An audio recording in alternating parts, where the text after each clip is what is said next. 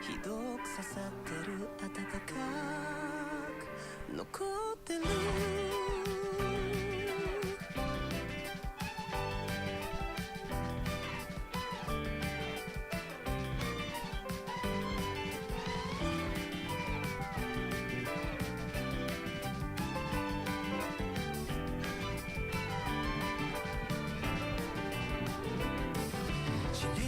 知るだけでいいのに何かを求めてしまう大丈夫どこにも行かないよどこにも行けないよねえ探してるもの見つかったら何かが途切れちゃいそうただ鼻歌に隠したら続く日めくりカレンダー忘れないのになぜかと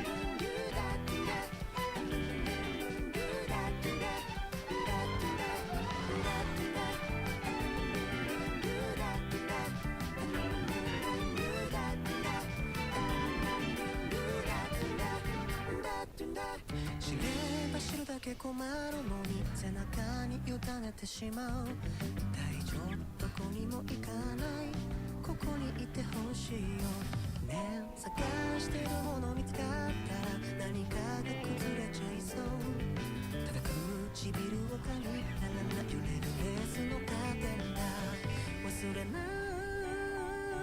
のになぜかと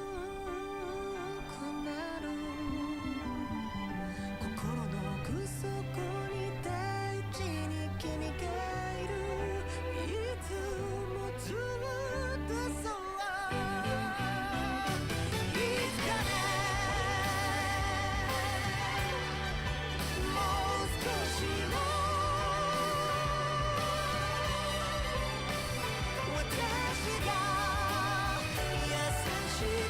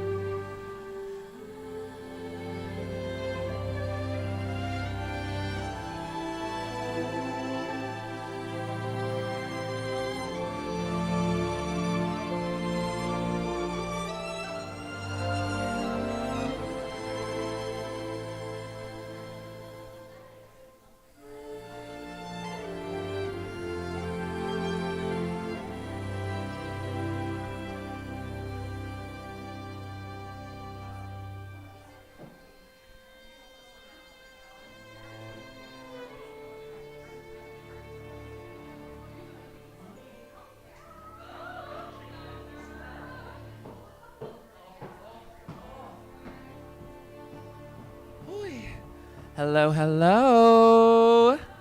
Hi. Hi. Oh my God, how's everyone doing today? Did y'all get enough books? Because there's no limit this year. The limit does not exist. Ah, yay. Okay. Okay. But wait, is that what it is in ASL? But okay. Well, can we give a shout out to our ASL interpreters? Welcome, welcome. I would also give, so yeah, this is the Blasian March Book Fair 2026. I know that in ASL now, it's great. But yeah, we are here to celebrate Black, Asian, Blasian stories for all ages and genres. As you saw upstairs and downstairs, there's nothing but free books today. Take as many as you want, because if not, they go to my apartment. But yeah, I would love to, let's see, where's Judy? Are you ready? Okay, so before we kick things off, I wanna give a huge shout out to our host, Immigrant Social Services, who's been our wonderful, who's been holding us down here for the past 4 years. So yeah, Judy, do you wanna come up and give a few words? Make some noise for Judy. Hey everyone! Woo! The mic is on. Oh my God, the mic is on. So thank you all for coming. I am the Community Engagement Manager at Immigrant Social Services. We've been around since 1972, so we've been around for a hot minute now. And we've always been an after-school program for immigrant children in the Lower East Side in Chinatown. And within the past 5 years after the pandemic, because of Rohan and because of our internal questioning, we've been doing a lot more community engagement and outreach events, and this is one of our marquee events of the year. I wanted to come up here and share some of the events that are coming up at our other space. So we also run another space in Chinatown called Storefront for Ideas at 127 Walker Street, which is near Canal Street, near the NQRJZM. No, not the M train, kidding. And from April 17th through the 24th, we are hosting a City in Resistance, a project that is, it's a iteration of the Borough-based Liberation Project, and because there's a mega jail being built right next to the storefront site, yeah, boo! We are hosting the Chinatown Art Brigade for them to share their art and also to resist against what's happening to our community. And aside from that, I also want to promote the Asian Comedy Fest, which is happening at Sugar Mouse. We are one of their recipients this year for their fundraising, so please go out and support. It's from May 5th through May 7th at Sugar Mouse, close by Union Square. So if you love comedy, if you love Asian comics, please come out and show your support. And right now, I would just like to return the mic back to Rohan, the superstar. Yeah. Me, a superstar? Oh, thank you. Keep going. Just kidding. I'm a Leo. It's terrible. Yes. Let's see. Okay, before we kick things off, I just want to give a quick shout out to all the other organizations who have supported this event. This took, 5 or 6 months of planning to put together, but I'm gonna give a thanks to our fiscal sponsors, the Pacific Islander Film Festival, our tabling organizations, APICHA, Caribbean Equality Project, Black Alliance for Just Immigration, Chinese Progressive Association New York. Welcome to Chinatown for the wonderful snacks downstairs.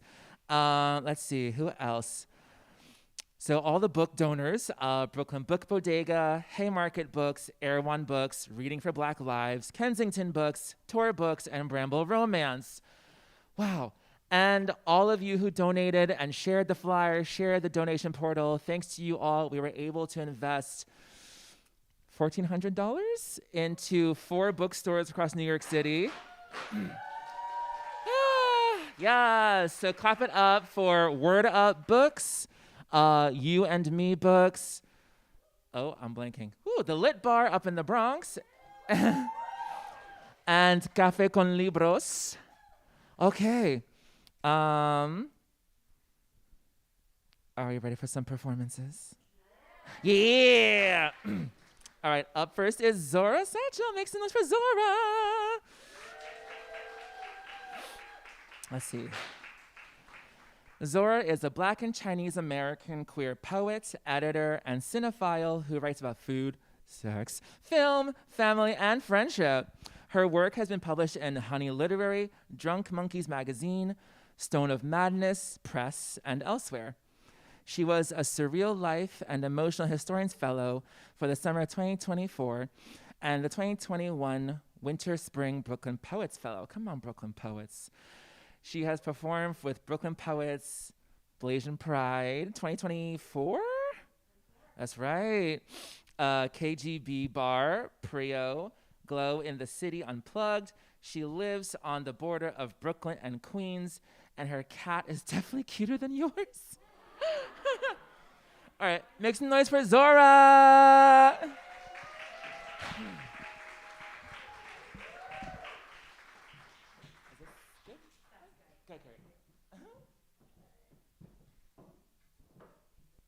How are we doing today? That's good to hear. If you were offended by that cat comment, I'm prepared to argue with you about it later. I have photos prepared and everything. So I'm so glad to be here with y'all today. I'm going to do about 5 poems, and then I'm going to read y'all an essay. So what I like to do when I do my readings is like kind of give y'all like an emotional map of where we're going. It's going to be a bit sad, a bit fun, a bit sexy, a bit sad again, and then we're going to go into the essay, which is depressing but hopefully liberating as well. All right, here we go. This first poem is called Rope Rhyme. Miss Susie has a cell phone. The cell phone has a bell. Miss Susie makes a phone call that should send her straight to hello, operator. I'm calling 911. I know you will connect me because this black man's gonna ask a lot more questions, gonna tell a lot more lies. The boys are in the bathroom, hiding from the pigs are in the meadow. The flies are in the park. Miss Susie and her boyfriend are kissing in the D-A-R-K, dark, dark, dark. Darker than the ocean, blacker than the oil stains in the sea, blacker than all the little black girls lost in Washington, D.C.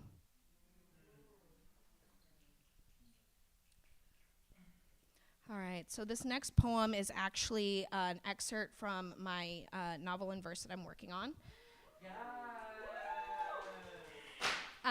And just a little bit of backstory on this novel in verse. So it's a historical novel in verse that explores like an alternate history around the burning down of Chinatown in Denver in about October 31st, 1880.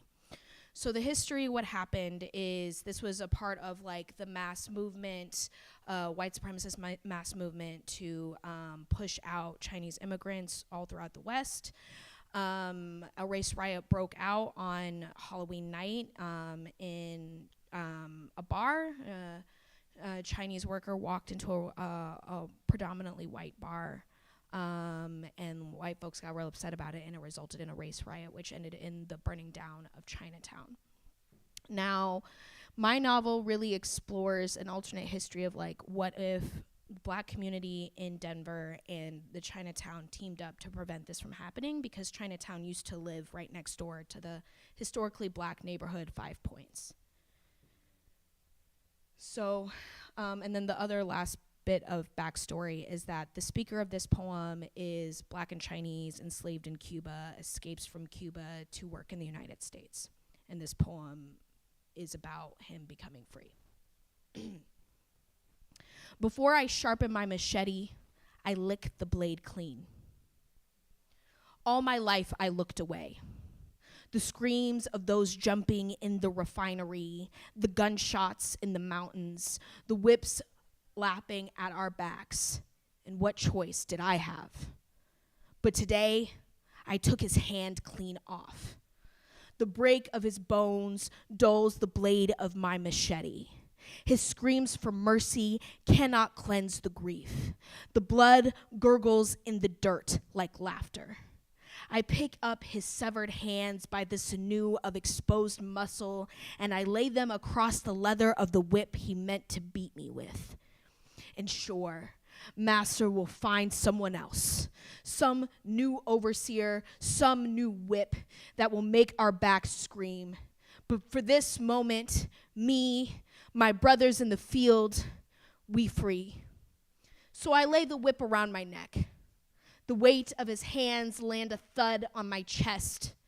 The blood is soaking through my threadbare shirt, and I lick the blade clean. The blood tastes sweet, like the nap of sugar cane almost forgotten at my feet.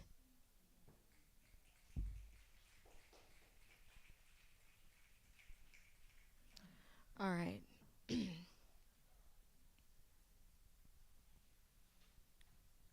So this next poem is after Evel Ewing's What I Mean When I Say I'm Sharpening My Oyster Knife. It's called What I Mean When I Say I'm As Domestic as Breakfast. I mean that I'm a clementine. What I mean is I take up a deceiving kind of space. I'm bright and I catch your eye like a pretty little warning. You're afraid to take your nails to my skin. Your fantasy is to leave me unblemished, yet hesitantly you peel me away. The citrus aroma lingers on your fingers, and you're not as careful as you should be. My juice is sweet, but it makes the paper cuts on your fingers sting. Steaming in your favorite mug, I am coffee, black, deep, swirling, bitter, and mean. Rage to your taste buds, burning your throat. I know what it's like to be consumed unaltered. No sugar or half and half cream. What I mean is you're addicted to the way I keep you going. I know what it's like to have your codependence, your resentful need. What I mean is I'm a plate of waffles on a Sunday after church. What I mean is I'm your reward for sitting patiently and hearing God's word. Perfectly golden brown, warm butter, and crystals of brown sugar flooding the compartments. What I mean is maple is sticky and sweet and makes you crave salvation only from me. And isn't that a delicious kind of blasphemy? What I mean is you've dreamt of me. Soft cake type of dough, I'm homemade. No leg on my ego, no toaster pop. I took my time being formed. You won't regret me.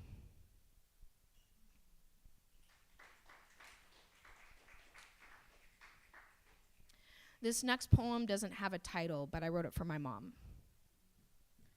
When my mother and I were kids, running towards the dawn of adolescence, we walked along the train tracks looking to find a dead body. We walked side by side until the tracks turned into a wish-thin bridge between two cliffs. Below us, an endless free fall.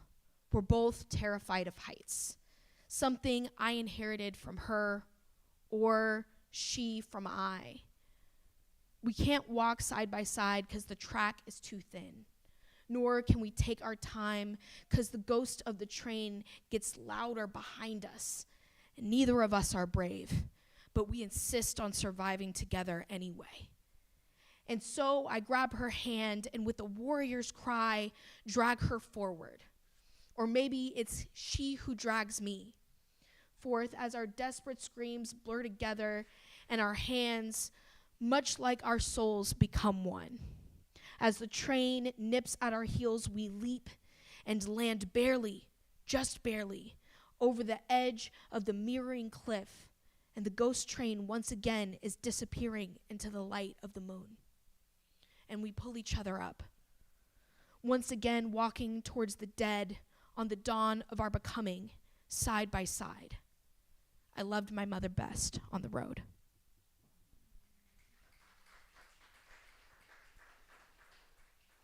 Okay, so this is the last poem before I transition to the essay, and it's sad vibes, and then we're gonna go into the poem, into the essay. Before you gave me your light up shoes, you told me they were your favorite party trick for 6 months of freshman year. You'd literally light up the room with your LED kicks like some siren of joy. Your power of pep could cajole a cheer, a chant, a laugh, a dance. Everyone within a 10-foot radius would transform into an awestruck kid at show and tell, basking in the glow of your dance moves. I wore them the night my heart declared that you had burrowed yourself within its chambers. My feet glowed red with devilish delight as I shouted your name in the middle of the dance floor before falling into your arms giggling. I don't think I can tell a single party story without you in it. My heart is a Walkman, and our bond was the good news cassette tape playing on loop until the tape jammed. I'm still afraid to remove it. Repair is knowing I can rewind the spools and it still won't play right. In any ways, I told you goodbye long ago. And yet, I've never felt your absence so acutely as I sat alone at the Meg concert, the shoes glowing cold blue as all the besties around me rap and chant and cheer in their sparkly cowgirl gear.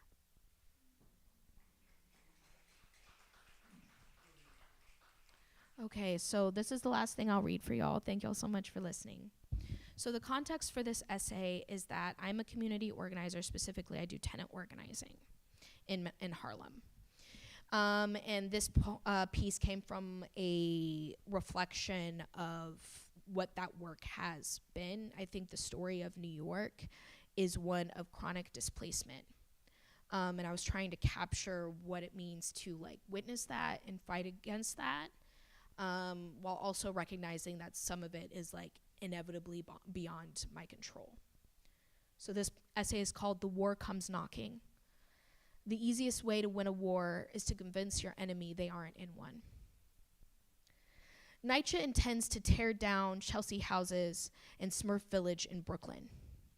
The city's plan is to replace these apartments with mixed income high-rises, pushing out Black and brown families who've been there for 30 years or longer for white people with six figures. Bed-Stuy, once 75% Black, has dropped down to 35%. In February, the Trump administration announced their plans for a new Gaza.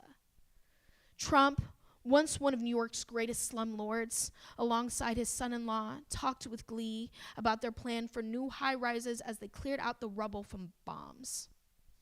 The Tel Aviv Building Project has announced approval for the building of a luxury eco-certified Hezrillah Marina Hotel, which will consist of 14 floors and 365 rooms. Leonardo DiCaprio will own 10%. Israel and the United States have not even attempted to hide their excitement to build on the mass graves of Palestinian children, women, and men that they've massacred. The connection, I feel, is obvious, but I shouldn't assume. What the Epstein files and the murders of Alex Preddy and Renee Good in Minneapolis have taught me is to stop overestimating people's ability to recognize patterns if it means seeing themselves within Black people. After all, wasn't Keith Porter also murdered by ICE? Despite my bitterness, the intent of this piece isn't to unpack non-Black people's anti-Blackness. The intent here is to focus on my people. While we have been so busy surviving, we have forgotten we are at war.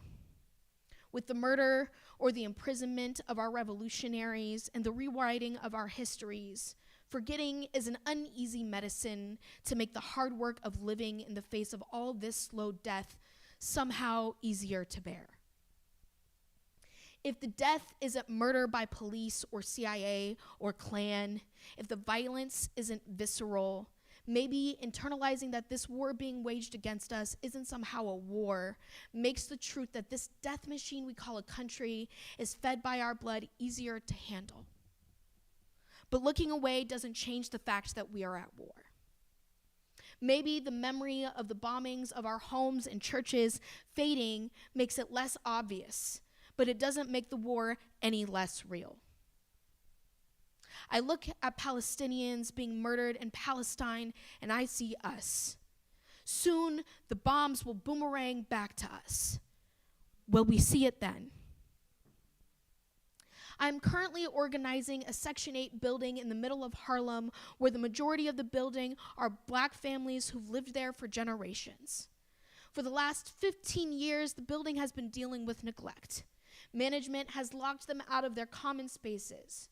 No community room or courtyard, meaning no birthdays or cookouts or summer parties, without extortion.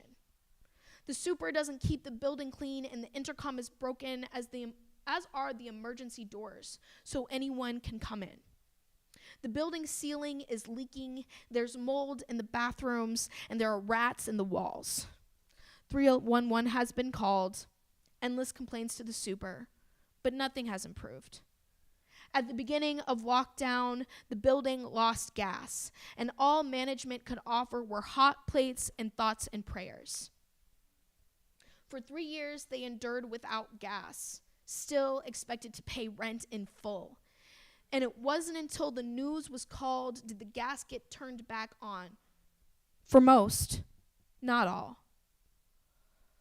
There is still a line shut off. Those living on that line are mainly monolingual Spanish, effectively cutting them off from the rest of the building. This is intentional.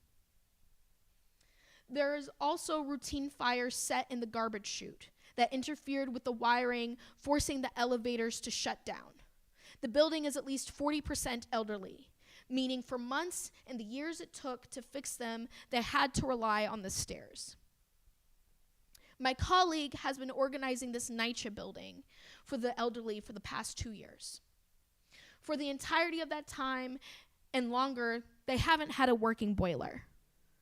Recently, they've gone through Rad Pact conversion, meaning still NYCHA owned, but now privately managed.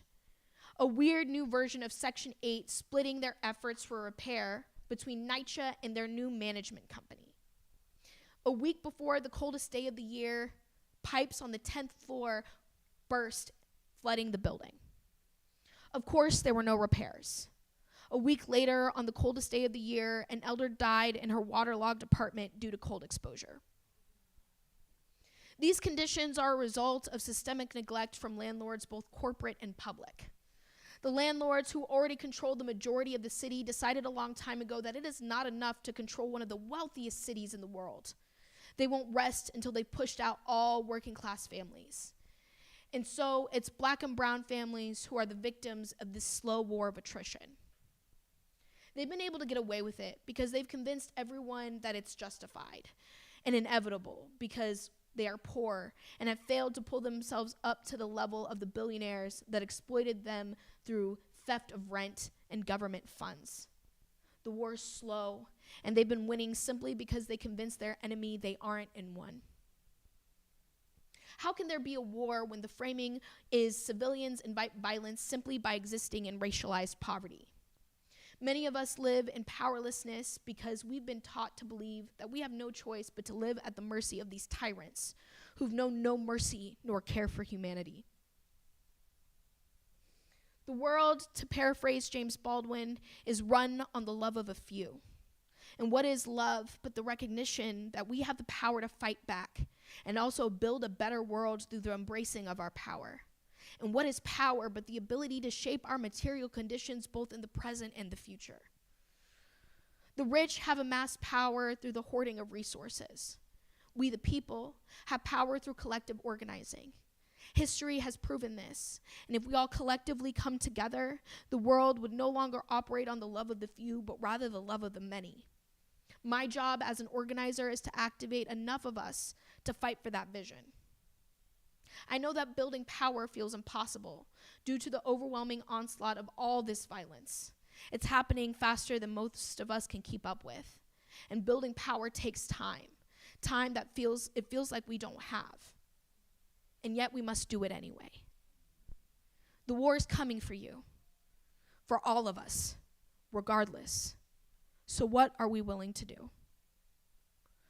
We have been acclimated to this mass death by the enduring domestic terror of mass shootings. a pandemic that took millions of lives and is still raging. Various genocides playing out in real time on our screens. Things can't change without risk, and as we lose more and more ground, fear rises. Last week, it was announced that trans folks in Kansas had their IDs and passports canceled, preventing travel and revoking their ability to vote. Does this not sound familiar? Do you see it now? The connection between us and Palestine, between gentrification and genocide. Can you see the connection beyond the bombs? Thank you.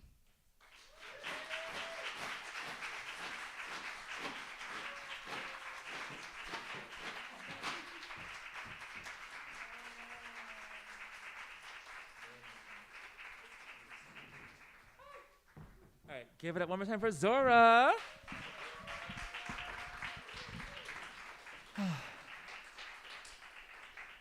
Can folks follow you on the Instas? Yes, they can.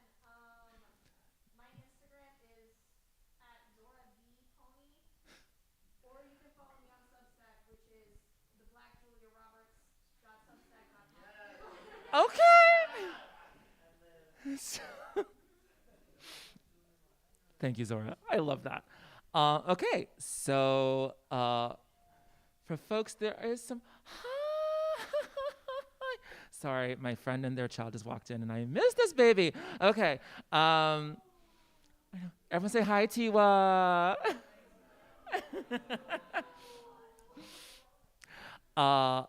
Side note, if anyone's interested, there's more seats in here if you want to come in and sit, for folks who are standing in the back. Also, on the side here, during the transition time between the performances and the panel, feel free to check out this timeline. It showcases Black history, Asian American history, Indigenous history, and their intersections. And it ends with something a little special called the Blasian March, which is, fine. But, okay, are you for our next performer? Yeah. Okay. Some of his books are upstairs still, so if you want him to come sign them, now's your chance. All right. Make some noise for KANYÍN Oloraniseola. I'm so sorry. Okay. KANYÍN is the author of the poetry collections Ara Luego, the Immigrant Monologues, and ! Or the Super Black Exhibit. His debut short film, Chiaro Oscuro, premiered at the 2024 Rising Tide Film Festival. His writing appears in Al Jazeera, Faya, Georgia Review, and the Chicago Review of Books. He is the founder of Spring Inc., a literary nonprofit, and former nonfiction editor of the Black Warrior Review. His work has been supported by Harvard University's Woodbury Poetry Room, the Levitet's Leadership Program, Speculative Literature Foundation, and the Association of Writers and Writing Programs. He has an MFA from the University of Alabama. All right, make some noise for KANYÍN.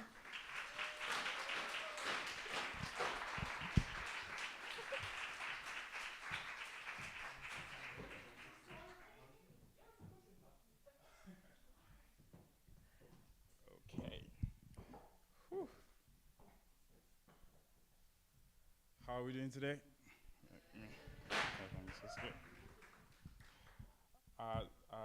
Zora, that was amazing. It's kind of difficult to follow you. And Rohan, I'm obsessed with your heels. I wish I could pull them off. Hi, once again, my name is KANYÍN. So the context you need is I'm Nigerian. I moved to the US 5 years ago. And I spent the first 3 out of those 5 years in Alabama. I know some of you probably have some ideas about Alabama, especially for a Nigerian moving there. And unfortunately, I think the book confirms them. So this is called Ara Luego. It came out a month ago, almost exactly a month ago from now. And yeah, so this is thank you. So this is a Yoruba noun phrase that I collapsed into a word called Ara Luego, which just means it's supposed to be like a fun phrase to say to someone who's from Nigeria but goes to a foreign land and then comes back. But because I'm a poet, I decided to make it more dramatic. So the last time I was in Nigeria 2 years ago, I was called that word, which was supposed to be a, a funny term for, oh, you left the country and now you're kind of different, you moved to America, so you're not really one of us anymore. So I was like, that's interesting. Because I left the country for like 2 years now, I'm no longer one of you. So I decided to make it deeper than it needs to be. So I wrote this book, and there are 5 people on the cover because I decided to make it not necessarily autobiographical. So each section is from the perspective of a different character. So that's why we have 5 characters. And it's inspired by the book For Colored Girls. I don't know if you guys know. Yeah. So it's For Colored Girls is a Koryo poem by, I don't know if I'm pronouncing her name right, Ntozake Shange. Yeah, Ntozake Shange. So each section is from a perspective from the perspective of one of these characters. And I had so much fun writing it. But to be honest with you, 80% of the poems are my own experiences. I just fictionalized some details. But interestingly, the first poem I want to read isn't in the book. It was so close to making it into the book, but I wrote it like a month after my publisher was like, okay, we are done. We don't have time for more poems. But I really love the poem, so I'm going to read it anyway. So this poem is called, where are you? Okay, it's called The Dream Logic of Our Lives, and I decided to write it as a tribute to my friends who are all over the place. So when I moved to the US, my friends also moved to Germany, to the UK, we all, spread across the world. So my best friends don't live on the same continent that I do. So it's a part of it is heartbreaking, right? But there's also something about it that just feels like I need to romanticize it and put it down in a poem. That's all the context you need. So this is called The Dream Logic of Our Lives. Sorry, can you hear me? I don't know if I'm, okay. Huh? Yes. Oh. Sorry, I never know how these things work. Make some noise for Winton. Thank you. Okay. The dream logics of our lives. You and I, we know exile only by 2-syllabic names. London, Lagos, Boston, Philly, Berlin. There is no logic to the paths we choose. To move at all is to move the plot forward. And we surely honor our meta-presence in the story. Look at us go. Radiant reject on a silver screen. Method acting our way through this madness. This colossal hunger for meaning. In the midst of all this, we try to find God in the humdrum. Meat markets, Dominican barbershops, erratic bus schedules, hijabis on line bikes. We play the game. We dress up our accents in exotic sleeves. We lean into the theatricality of youth. We exploit the remnant of beauty we still have left. We move through life with a morbid urgency. Somehow, someday, inshallah, this will all make sense. Thank you. Okay, so let's move on to the book. Yeah, most of it is depressing, just. The first one is called Nomenclature, and my full name is Kanyisola Olarunishola, which even in Nigeria is kind of a mouthful. And you can imagine not just moving to the US, I moved to Alabama, where people are not so used to a foreign accent. So all I had to say was hello, and people would be confused as hell. They'd be like, what is this? I remember an experience when I asked this guy like where I could find like a water bottle or something, or the water fountain, and he was so confused. I must have said it like 10 times, and he still didn't understand what the fuck I was talking about. So, it was an interesting experience. So this is called Nomenclature, and unfortunately, every single line here is actually real. So I try to make up some details in the book, but this poem is one of the very few in which every single line is spoken by me, not the character. Nomenclature. The boy laughs and says your name sounds like a nightmare. You chuckle because you don't know what else to do. The old lady says, you're so well spoken, not like the rest of them. You say, thank you, I guess, because you don't know what else to do. On FaceTime, your best friend curses you out. Says you need to grow some fucking balls and start up to these white people. But you do not have his fire. You are constantly reminded that you are a seed that fell by the wayside. saved only by the American empire of rain and miracle harvests. You walk around thankful for existing. You walk around sorry for existing. When the man says you have an accent, you almost wish you could wash it out of your mouth. On the phone, your grandfather asks you something in Yoruba, your native language. You pretend he's breaking up. You are too ashamed to admit that you are forgetting the words in the only language not handed to you by the colonizers. You are so afraid of going back home because you are not the same child raised by your mother's brown roof city. You do not know what war awaits you on your father's shores, so you lie with the devil you know. You become America's little black beast. You let yourself become the footnote in your own story. At the bank, when the cashier asks for your name, you smile and start with an apology. Thanks. So you guys are so nice. So the next poem is called The History of America. And it's, of course, not about the actual history of America. It's about my own experiences of America, living in Nigeria and, watching, MTV and all that from my parents' living room and from, it's just about my evolution of what America is from when I was a kid to when I actually moved here. And let's see, 2 pages, yeah. So that's all you need to know. So it's just an evolution of my idea of what America is. It's called The History of America. America started as a photograph, blood on a map. America was Clint Eastwood with a flame hanging between his lips. America was a flame. America was a boulder. America was a bomb. America was death song. America was rock and roll. America was a rock rolling down Capitol Hill and squishing the heads of brown kids in their sleep. America was the hangman. America was the savior. America was Obama wearing a tiara. America was Oscar Grant wearing a bullet in his lungs. America was a salted wound, a sacred deer, a cattle call. America was pastries, and everything bagel and a chai latte. White girls in Starbucks. America was girls. New York with all the color washed out. America was ghost magic. America was MJ with an afro. America was MJ with extensions. America was Heraclitus, a prophecy within a prophecy. America was Pamela Anderson's tits. America was Rob Lowe with a limp dick. America was George Bush toasting an airstrike. America was George Bush, a limp dick. America was your father's shadow. America was the soaked hem of your mother's dress. Her heart a hollow hall of empty cribs. America was 3 connecting flights and an upset stomach. America is dreamland. America is beautiful men. America is a weakening of the knees. America is you on your knees. America is Rod Gut, an acoustic guitar, dirt roads in small town, Mississippi goddamn. America is a Black Hawk on Bourbon Street. America is bad dreams. America has bad dreams.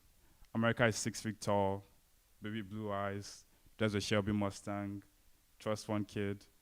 America likes it raw. Fucks everything in sight. Comes in threes, gives good head. Oh, America. Yes, America. Just like that, America. America also goes by Ray. America is actually Italian. America is a shimmy shake in a jazz club. America is old school. America is a breakup letter, a 3-day bender, lonely walks, unfinished manuscripts. America is a vanishing hope. America is a hope for vanishing. America is a cop car in the rearview mirror. America is, you are not welcome here. America is, why do you talk like that? America is, you don't speak English, do you? America is broken English, bad English. America, yes, sir. America, yes, sir. America is, I'm thankful to be here. America, me good immigrant. America, can me get crop of dignity? America, bleeding me dry. America, loving on me. America, greatest country. America, the beautiful. America, oh, America, don't I beautiful too? Thank you. You guys are wonderful. So just 2 poems left.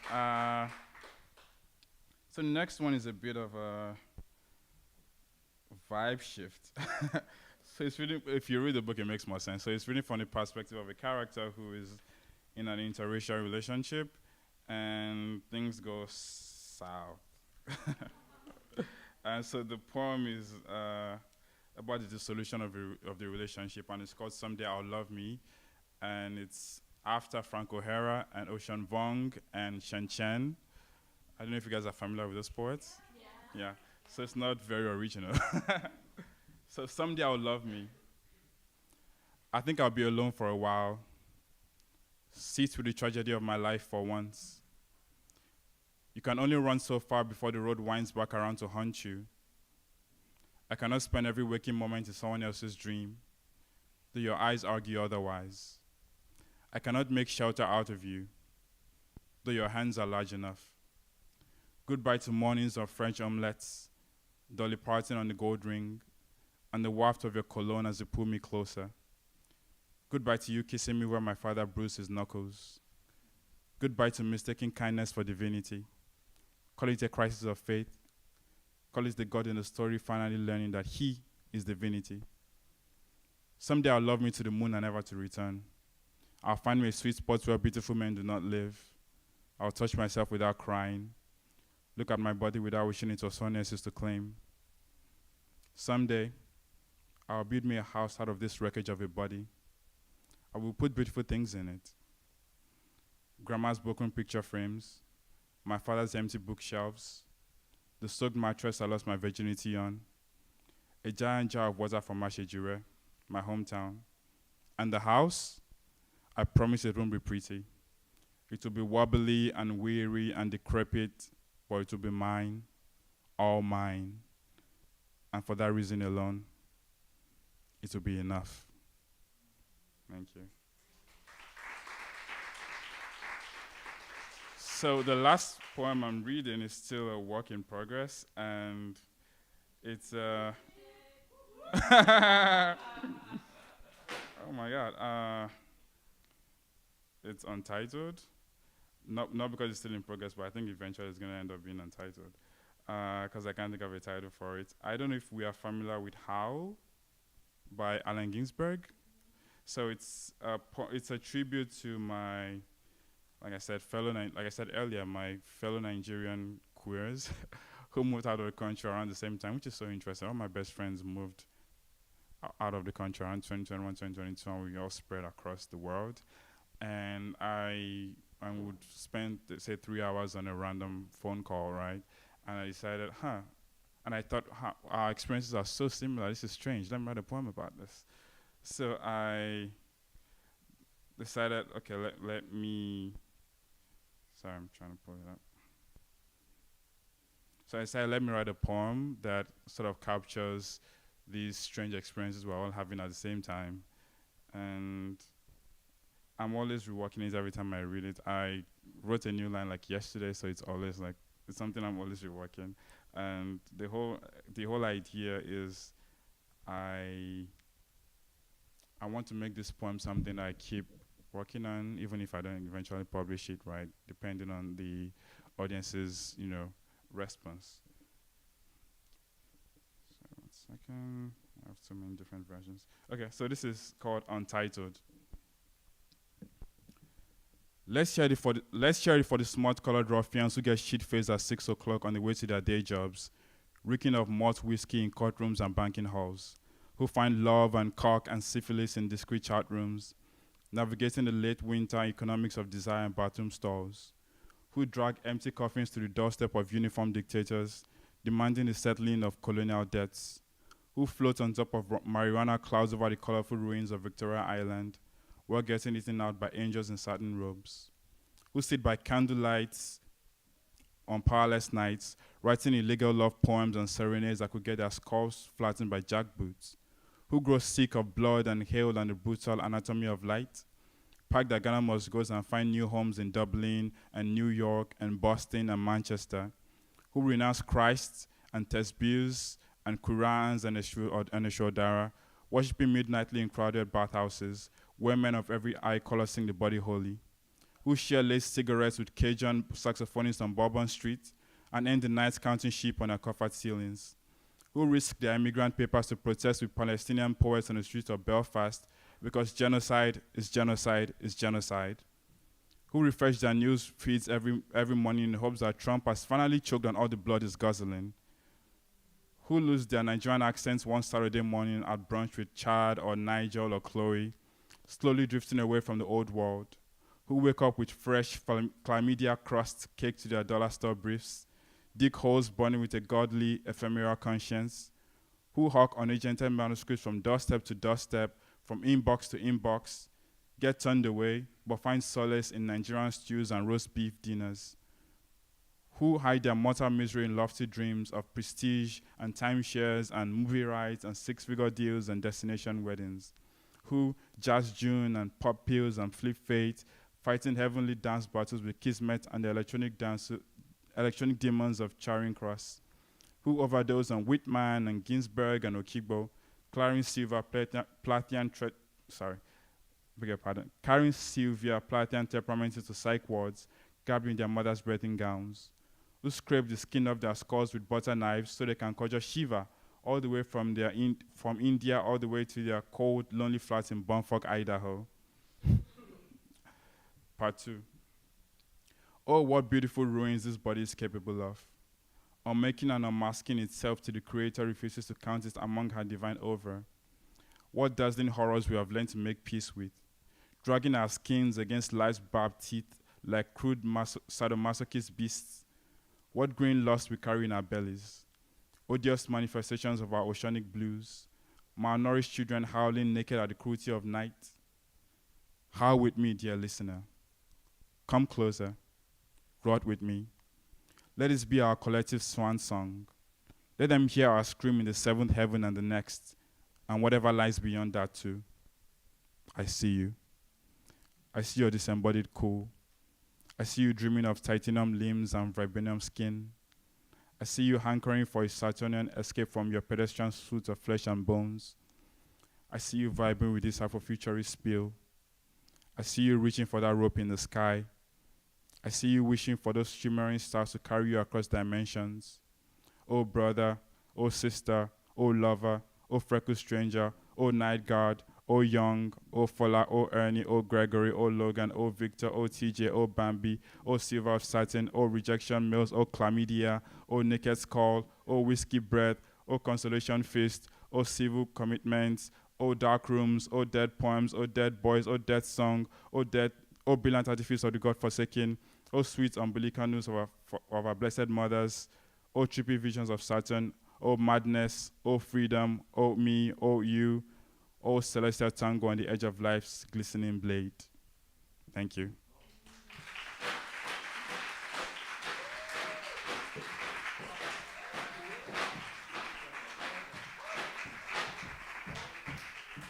Yo, make some noise for KANYÍN.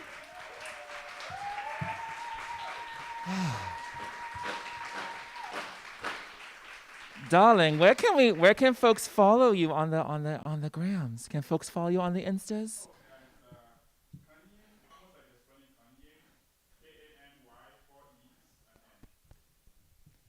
Got it.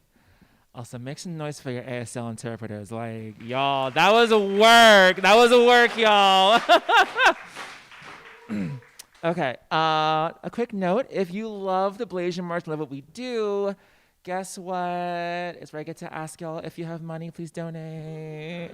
I know tax just passed. I mean, who's paying their taxes in protest? Not me. It's fine. Anyhow, I didn't say that out loud, did I? It's fine.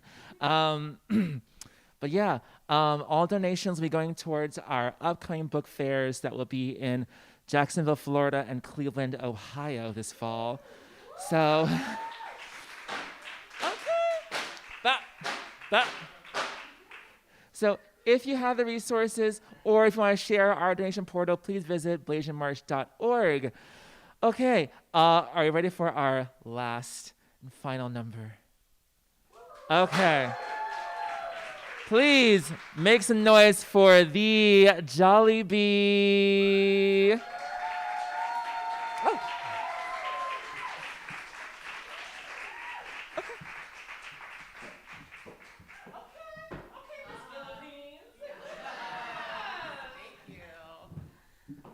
What's going on, Blasian March Book Fair? How's everyone doing today? Oh, come on. I know y'all can do better than that. How are y'all doing today? If you didn't already hear or translated, my name is the Jollibee, and I am the pride of the Philippines. Yes. Now, by applause, please clap if this is your first drag show. Okay, give a round of applause for them. Yes. Now, give us an applause if this is your first Jollibee show. Okay. So at a Jollibee show, I have a few rules, okay? We're not strict. We're not like the 10 Commandments out here. But, you know, we have firm guidelines. So first, support local drag, okay? Yes, yes, collect that fan for me. Yes. So you can support your local drag queen by tipping cash, Venmo, cash. No, I don't do Cash App. Just cash or Venmo is fine. Gift cards are also welcome. My Venmo, just like my Instagram, is the THE Jolly JOLLIB. And you want to know what the B stands for? Can you cover your daughter's ear really quick? It stands for bad bitch. Yes. Do I have any bad bitches in the house? Okay, yes. And, you know, the second cardinal rule of a drag show, give me your energy. Give me your claps, your laughs, your cheers, your clacks. If you hate it, just clap anyway. It's fine. All drag is valid. Just give me all this energy and feed me so that I can give you a full course meal today, okay? And last but not least, have fun. It's gonna be a fun time. I hope you've been having such a fun book fair. Have you been having fun today? Yes. Give it up for Rohan, for all of this beautiful organization. Give it up for your translators, for translating so amazingly all day long. Give it up for the ISS for hosting this beautiful book fair. And more importantly, give it up for yourselves. Yes. Because you know what? Reading is fundamental. Am I right? All right, I'm gonna start my number now, but I need this out of the way. Can I get some help with that? Give it up for Winton.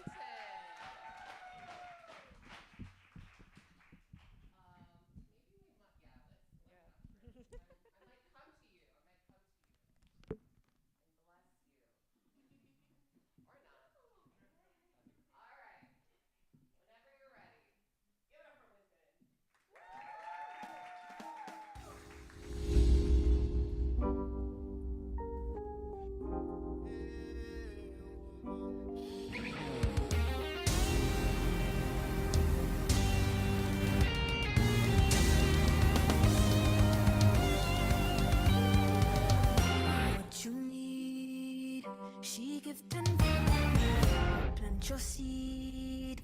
She can grow right from the womb of family. Provide love you overlooked and unappreciated. You see, you can reciprocate. I got delicious taste. You need a woman's touch in your place. Just protect her and keep her safe. Baby, worship my hips and waist. So feminine with grace, I touch your soul when you hear me say, boy, let me be a woman, let me be a woman, woman, woman, woman. I can be a woman, woman, woman, woman. Let me be a woman, woman, woman, woman. I can be a woman, woman, woman. I can be your lady, I'm a woman, I'm a motherfucker, but they got a problem. Put some babies in your life and take away the drama. Put the paper in the picture like a diorama. Gotta face a lot of people that are opposite. Cause the world told me we ain't got that common sense. Gotta prove it to myself that I'm on top of shit. And you would never know a guy without a goddess. As honest as fucking honest, kidding. I could be on everything. I mean, I could be the leader, head of all the states. I could smile and jiggle and tell his pockets empty. I could be the CEO just like a Robin Fenty. And I'ma be the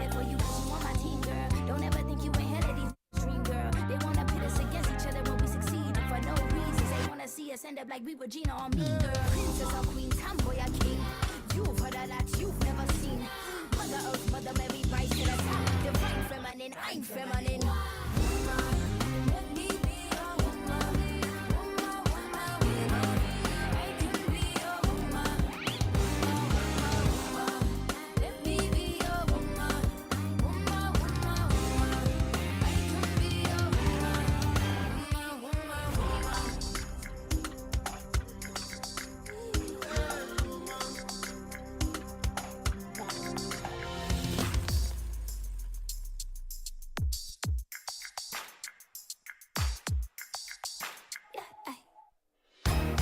Okay, so tell me all about this. I mean, who made it? Wow. Okay, so something a little different. So, what was your inspiration for tonight? Be honest with me and go into detail. I've never done anything like this before. But you know, it's such a special night. And it's such an amazing moment. I just feel like I can really talk to you, you know? So forget what you've seen. And forget what you've heard, because tonight, I'm gonna keep it real. He like the doggy with the cat, yeah. He like it thick, he like it fat, yeah, yeah. Like to keep on wanting more. Yeah, love the way you at, huh?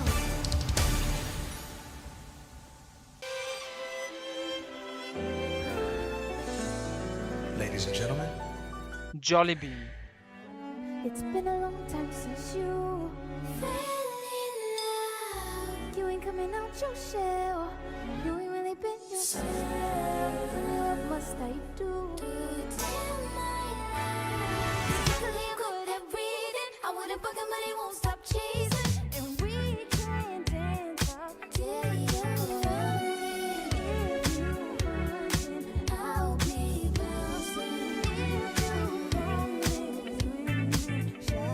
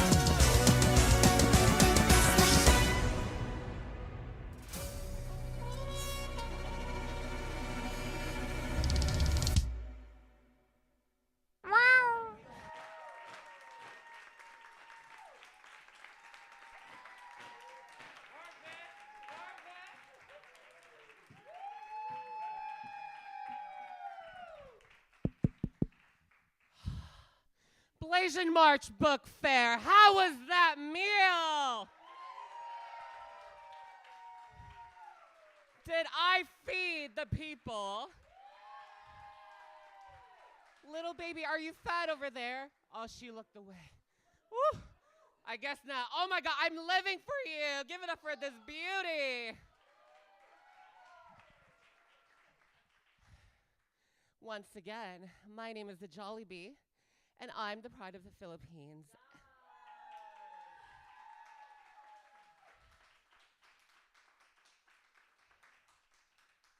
The last thing I have to say is very important. There is no pride in a genocide. We are currently in a war of everything. And right now, it is not a peaceful moment in this world that we're in. So, to ground us, if I may, if I can lead us in a breathing exercise. Blasian Marks Book Fair, would you like that?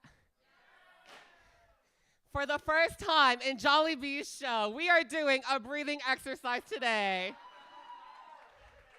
Because you know what? I am tired, and this corset is tight. Woo! Are y'all ready to breathe with me? Do you want respite from this terrible world that we're in right now? People in the back, do you want to find a seat to breathe? Come, don't be shy. Jollibee's not that scary. Not today. Yes, give it up for the people.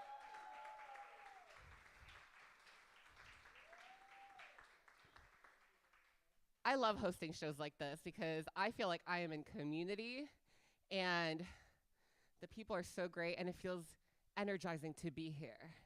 And now with that, let's breathe. Are you ready to breathe? Okay, I'm gonna use my calm.com.co.uk voice, okay? Hello, everyone. Just kidding. This is why I'm non-binary. Are there any non-binary people in the house? Okay, but in reality, hi. I am the Jollibee, and I will be leading you through I had to do that again. Hi, I am the Jollibee, and I'm here to lead you to a breathing exercise. So if you can just close your eyes, if you would like. I won't take your money, trust. Oh, not the ooh. And if you're able, just put your hand on your lap if you're able. If you have children, it's fine. And I want you to just breathe in and out. Now, in this next inhale, I want you to think about everything that makes your life hard and breathe that in. Hold it for 1 second. And as you're exhaling, give a big exhale. That exhale is you letting go of the problems because that is not paying your bills. Now, breathe in one more time.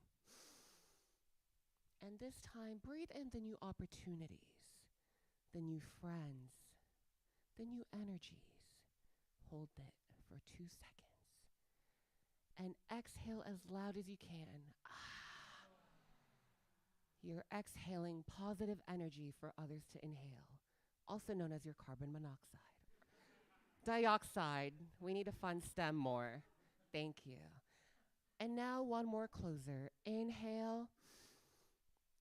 You're inhaling that gravy from the Jollibee down the block. And hold it. Think about the fried chicken. Peach mango pie if you're vegan. And exhale. And now you are centered and ready to read a bitch. Thank you so much, everyone. Back to Rohan Zhou-Lee.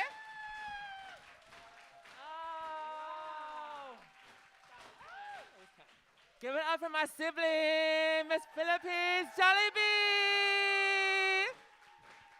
Girl, get your tips. Get your tips, girl. Oh my gosh, make some noise for yourselves one more time, people. Okay, we're gonna take a quick break to transition from the performances to the panel.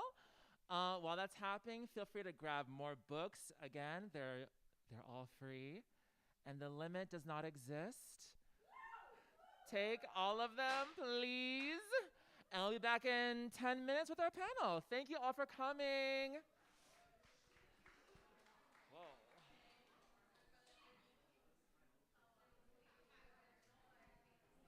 Oh, yeah.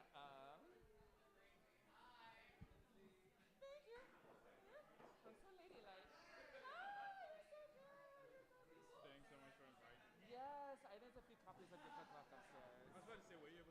Yeah, they can. Upstairs? Yeah, yeah.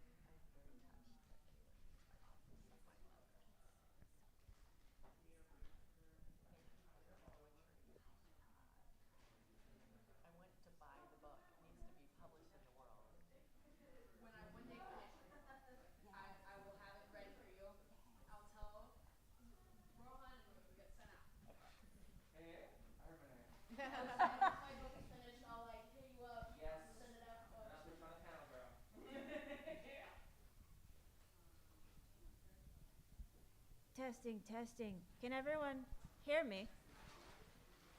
In the back, can I get a thumbs up if you can hear me? Oh, I love this. Okay, perfect. Okay, let me make sure people can hear. Welcome, welcome. If you don't know, this is a panel on Black and Asian solidarity. So excited to speak to, we have Hali Lee and we have Ziems. Yes, so I'll give you some bio things and then we'll jump into talking to the actual people. But first we need bios. Oh, and there's also, please let me know if I talk too fast. Thank you, thank you. Okay, so first up we have Hali Lee. In 2025, Hali Lee was named the inaugural Time 100 Philanthropy in recognition of her work building collective giving. In 2021, she was named to Forbes 50 over 50 Impact in recognition of her work as a founder of the Donors of Color Network, the first ever national network of wealthy folks of color. Philanthropy Together, a national collective giving support organization, and the Asian Women Giving Circle. Today, right? I mean, come on now. Today, she leads a boutique consulting practice, Radiant Strategies, whose clients include Fidelity Charitable, the Gates Foundation, and the W.K. Kellogg Foundation. Hali is a frequent public speaker who in the last year has made appearances at more than 50 conferences and events. Her work has been covered by the Washington Post, New York Times, and Good Housekeeping, who called her the mindful giver and one of 10 women over 50 who prove it's never too late to change the world. Yes. Her first book, The Big We, was published by Sweet July/Zando in 2025. She lives in Brooklyn with her family, a big love of a dog, and rooftop honeybees. Please give it up for Hali Lee.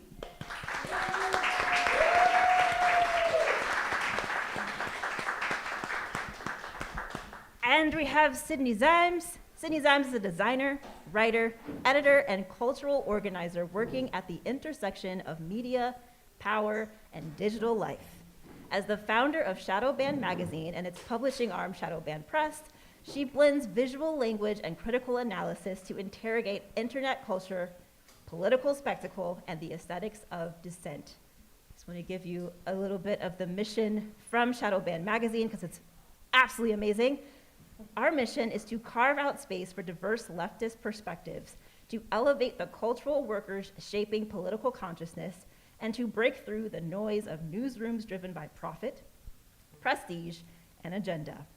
We publish raw, unfiltered stories that let people come to their own conclusions, free from corporate narratives and free from the gatekeeping that keeps everyday voices out of public view.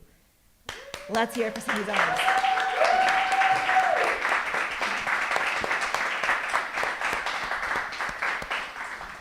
I mean, I'm excited. Okay, jumping into questions. Tell us who you are a little bit. Oh, I thought I was gonna get past Nice that. try. Who am I? I'm a multi-hyphenate creative. My name is Lynaé DePriest. I write, I do improv, comedy, fun stuff. I teach creative writing to kids.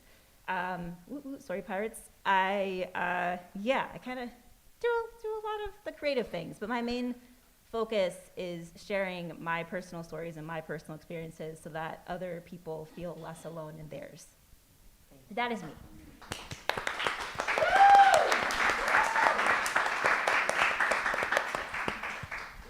Okay, I'm sorry. There might be some spoilers in here. If you haven't read The Big We, read it. Okay. So one thing that I noticed that was a through line in both of your work is this kind of idea of rejecting Big Phil and getting back to the roots of the form that you work in and supporting and boosting civic engagement. There's also with Shadowband Magazine, part of their work with their events is learning, organizing, and taking action, which was very much a through line in your book as well. So I wanted to start with your me, which would be your you in this case, because you're not me. Where do you feel rooted ancestrally? Where are you from? And where do you go to feel grounded and at home in your heart? And when I say where are you from, I don't mean like, where are you really from? I mean, where do you feel connected in your life? Okay. So, personally for me, I try to identify, and I know this isn't about where I'm from, but I think it really does inform like the way I see the world and like the way I move in the world. I try to identify as like interracially mixed. I present like a Black woman, but there's like so much, like if you actually were to look at my 23andMe, like I have every like, racial group presented in my identity. And I think the flattening that like these systems try to do really, one, it alienates us from like seeing how connected we all are.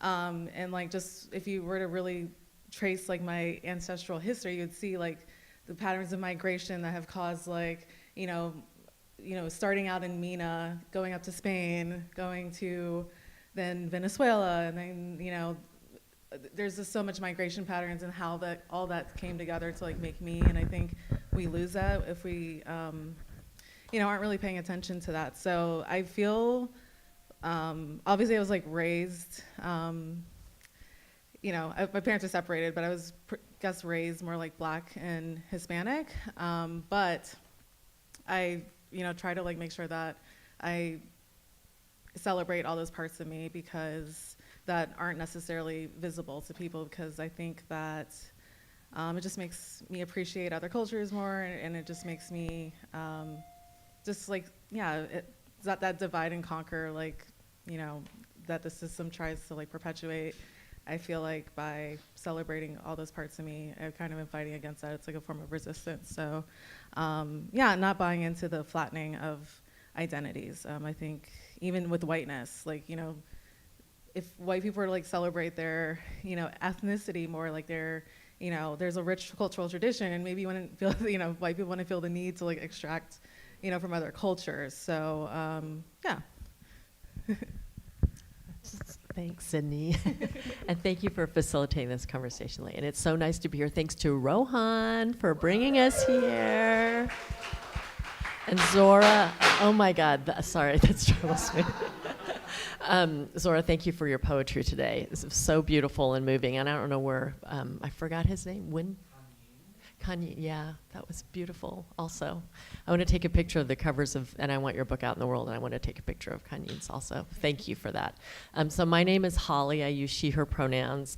And I want to say that the Asian Women Giving Circle got to fund Blasian March back in the day, and also Chinatown Arts Brigade, and we've been around for 20 years, which is kind of amazing. But where do I feel most at home and rooted and in my heart? I mean, it's so silly, but the first image that came to my mind is when I get home after a long trip and I plop down and lie down on my dog. And I know you said that your cat is cuter than all y'all's cats in this room, but I want to say that my dog is maybe cuter than your cat. And we can look at pictures afterwards and just, we'll see. But, I am a Korean girl.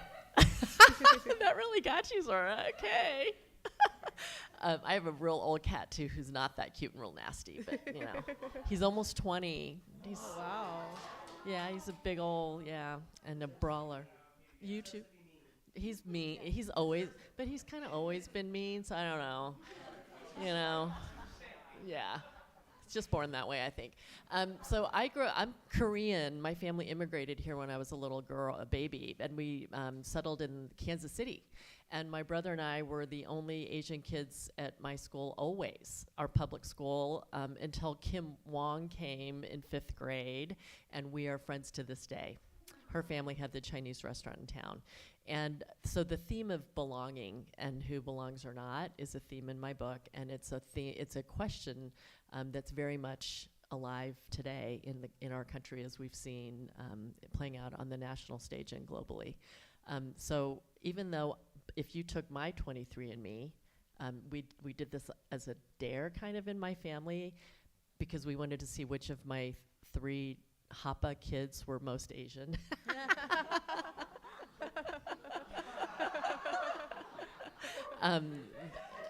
That's another essay for another time. But if you looked at my 23andMe, I'm like 99.9% East Asian, you know? But when I think about myself, I'm Kansas City, I'm Midwest, I'm the girl who thought I was white until the mean kids chased me home from school one day. There were 6th graders, my brother and I were kindergarten and first. I'm a lifelong football fan because I grew up in a town that's a big old football town. My dad's lifelong Republican until recently, thank God, but I grew up in a town that was all, my neighbors were all Republican. I mean, so I don't, my 23andMe is not really who I am. and my people and my family and my community and the people I create are so much bigger than our DNA. So, you know, go from the dog to the community and love that we create with our people, and that's my response to you. Great question, Zora. I grew up in a suburb of Kansas City, Missouri, but the suburb I grew up in was on the Kansas side.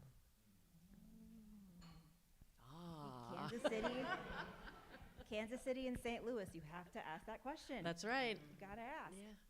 Well, okay. Taking from that, these questions come from a quote in your book. I guess I'll just reveal that. There's a point where you're talking about forming the Asian Women Giving Circle and the aha moment you had. And one of the questions that you touched on was, on whose shoulders do we stand to do this work? So, and thinking about that, just thinking about like the inner child and your younger self.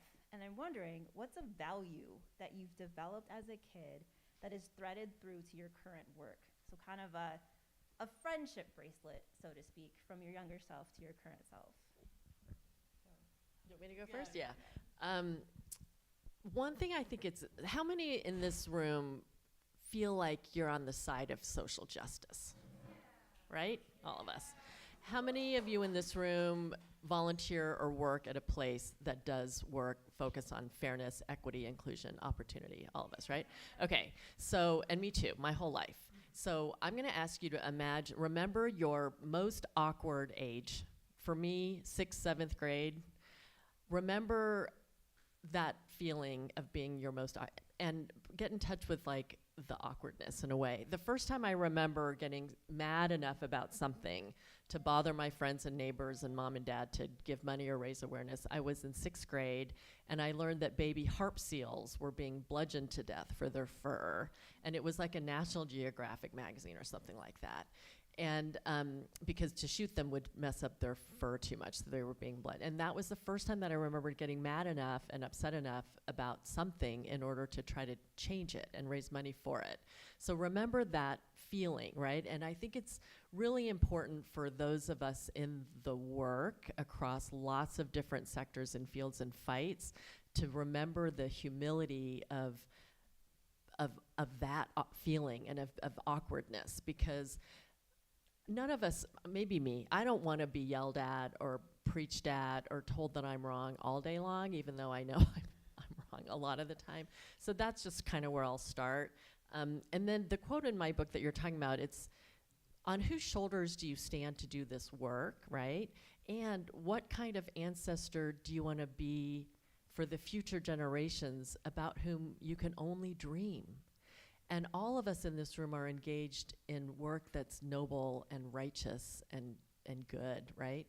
And we're doing it for the future generations about whom we can only dream.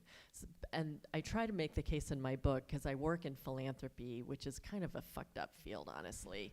But there's a lot of money there because the wealth gap in America is racialized and gendered. And those of us who work in that sector are trying to move some of that money to do the good things. But in order to do that work in solidarity with people who are radically different than us, that we have to kind of remember where we come from and also where we want to go. So that's why I bring into my book the question of on whose shoulders do you stand. And I'll close by thinking about on whose shoulders I stand. And like I said, my family immigrated here from Korea when I was a baby, and every Korean person you know who's in this country lost close relatives to World War II and the Civil War that split this tiny little country in half. So my parents' generation and my grandparents' generation were occupied by the imperial Japanese army for 100 years, and then for hundreds of years before that, periodically. And it was a systematic cultural erasure of Korean people. You know, the Korean royal family was ended by being forced to marry Japanese noble families. It was illegal to speak Japanese. Korean families had to take Japanese surnames. So regular people in Korea, like my grandma, did things like removed her kids from school so they wouldn't have to learn Japanese. The surnames that they picked, my dad's side and my mom's side, were names that sort of symbolize strength. You know, it might be like trees that don't bend in the wind or whatever. You know, so regular people did things to resist the occupation and cultural erasure that was happening all around them. And then people like my grandfather were taken away, tortured, and nearly murdered for their sin of being scholars and freedom fighters.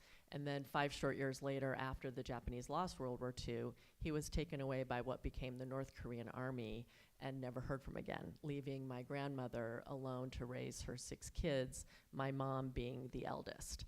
And one by one, these kids came to America thanks to churches, missionaries, the Catholic Church, the Methodist Church, scholarships at random universities in Wisconsin and West Virginia and Missouri and New Mexico. How many of you can relate to this kind of story? Family who have come here for education through scholarships, through philanthropy in some ways, you know? Those are the shoulders I stand on to get to do the work that I do today. A grandfather who I never met because I don't know what, he was in his 40s when he was taken away, you know? And my grandmother died at the age of 97, and I think about her every day. And my whole life, she was that old lady, you know? And then, you know, I got to have her in my life for quite a while, so I'm thinking about her too. For me, I think, you know, just my upbringing informs the work that I do. During the 2008 crisis, you know, me and my family were homeless. I've been to food kitchens, like that. Like a lot of that stuff informs. My brother is disabled. I have a chronic illness, so my entire identity is like wrapped up in this type of work. Like, and even, you know, the little bit of, you know, privilege I've had by being able to go to school, which is something like, you know, a lot of my family hasn't been able to do.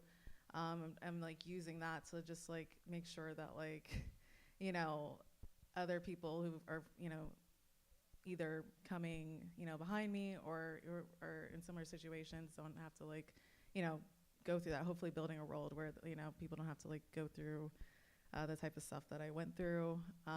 So that's what really informs my work, just trying to create a better world for people. And even despite, like, we lived in a lot of like instability, because, you know, it was like a single mother household with a, you know, a child who was, you know, had a disability. It was very hard to like have job stability for her. So, you know, income was really hard. But even despite that, like all the struggles, like one of my first forms of like activism was, you know, my mom after 9/11, my mom like made us like go in front of our like apartment complex with like an SUV and collect supplies for like the victims of 9/11, because it's just been something, like, especially I think Black women, since we're so overlooked, I think there's just this need to like, and sometimes I think it can be harmful to us, but, you know, it's kind of like a popular sentiment, like, you know, Black women are like gonna save democracy, or, you know, it's just this feeling of like, since no one shows up for us, like we have to like show up for ourselves, and like hopefully through that other people show up for us as well. But yeah, and so that, you know, that informs my work, and through that, like, I stand on the shoulders of like you know, tons of revolutionary fighters that came before me, freedom fighters, you know.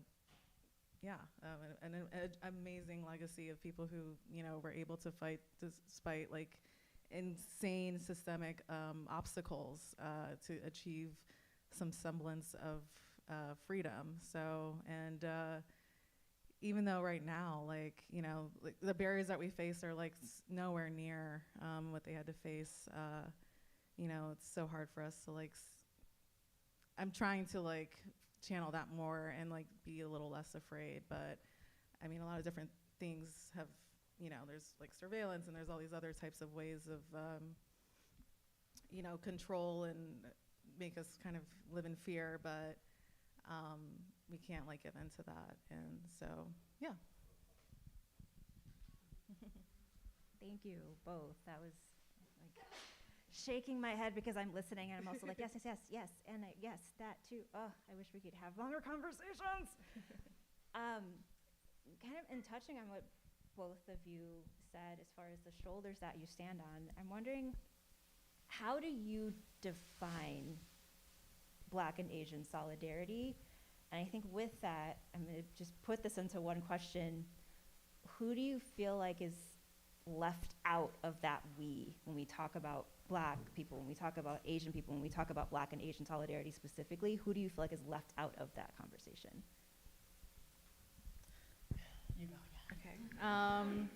I guess, I think like a lot of people will maybe like, as far as like the Middle East, not to like contextualize it that way, but like, within the, they are part of the Asian diaspora, and I feel like they kind of don't get, when we're talking about Black and Asian solidarity, like all the Islamophobia we're seeing right now, like that community isn't like kind of brought into the conversation, even though especially right now, they are like the most, they're being like highly targeted.